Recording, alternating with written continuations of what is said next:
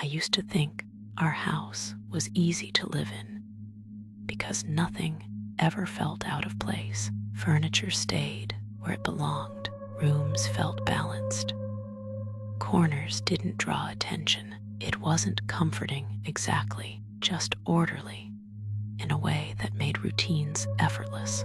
I didn't realize until much later that the house had always cared about where things stood. The drawings appeared without warning. I didn't see them being made. I just started finding them where paper shouldn't be. One was folded behind a sofa cushion while I was cleaning. Another slipped between the pages of a manual I hadn't opened in years. A third lay pressed flat beneath a stack of mail I kept meaning to sort. Each one showed the same thing: tall outlines standing still, evenly spaced, facing inward, like they were arranged around a center point rather than a wall. At first, I didn't react. Children draw everywhere. That explanation solved most questions. What unsettled me was how exact they were. The figures were always the same height. The distance between them never changed. Sometimes they were drawn with pencil, sometimes with crayon, once even with a pen taken from my desk, but the proportions stayed identical. When I finally asked about them, I was told they weren't drawings. They were reminders.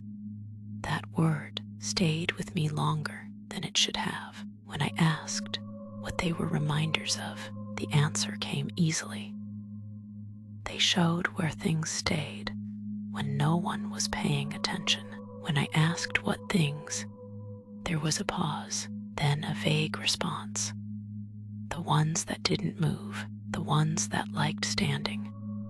After that, the house began to change in small ways. A chair would be closer to the wall than I remembered leaving it. A side table nudged, just enough to narrow the space beside it. Shoes lined up neatly, instead of being scattered. Doors I usually left half open were now shut completely. Each change felt insignificant, but together they altered how I moved through the house.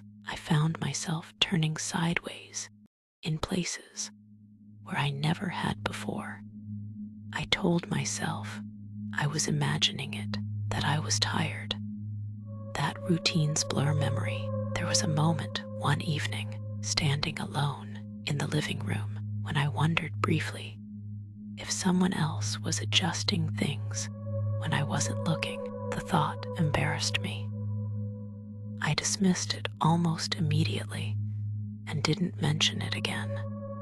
One night, while putting laundry away, I found a drawing taped inside a closet door. It was larger than the others and drawn carefully without smudges. It showed the layout of the house from above, every room outlined with attention, like it had been measured. Small marks appeared in corners, behind furniture, near the ceiling where the walls met. There were fewer marks than I expected. When I asked where the others had gone, I was told they didn't need reminders anymore. They already knew where to stand. After that, the drawings stopped appearing, not hidden, just gone. I stopped checking under cushions and inside drawers. Life returned to something that looked normal. The furniture stayed put. The doors stayed where I left them. Whatever this had been, it seemed to have resolved itself. Then inconvenience replaced curiosity. Reaching familiar objects felt awkward. The gap between the bed and the wall felt tighter. Walking between the couch and the table required turning sideways. I couldn't point to anything specific that had moved, but navigating the house demanded more awareness than before. I blamed stress. I blamed distraction, I blamed myself. Late one night, I heard something from the hallway, not a step, not a creak, just the sound of something brushing lightly against the wall, like fabric passing too close. I checked immediately. Nothing was there. The hallway looked exactly the same. The sound didn't happen again. The next morning, I noticed the floor lamp in the living room had been rotated slightly, so it faced inward. I hadn't moved it. When I asked about it, I was told it worked better that way. Corners, I was informed calmly, didn't like being ignored.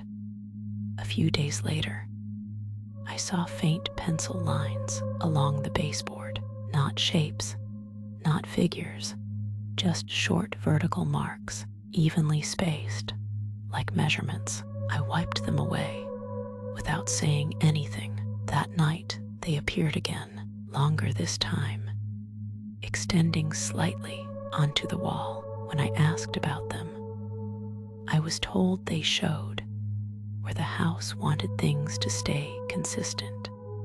After that, the house grew quieter in subtle ways. The small clicks appliances made as they cooled stopped happening. The distant hum from inside the walls faded. At night, the silence felt deliberate, as if it were being maintained.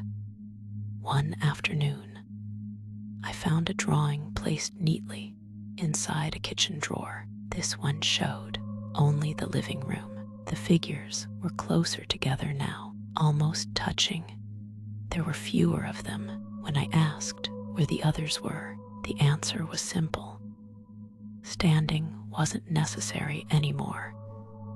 Sitting used less space.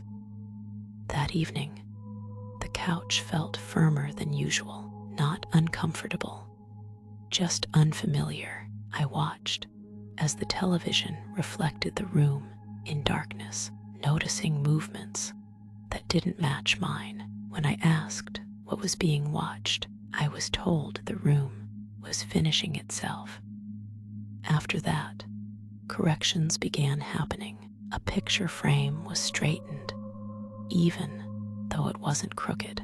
A rug was pulled closer to the wall until no gap remained. A lamp cord was tucked tightly behind furniture where it couldn't be seen. When I asked why these things mattered, I was told loose things were easy to misunderstand. The drawings never returned. No paper, no marks. The house looked orderly, complete. I felt relieved in a way that didn't ask questions. Weeks later, during a brief power outage, the lights went out and came back on within seconds. The interruption was minor, but when the lights returned, the room felt different. Not rearranged, just closer.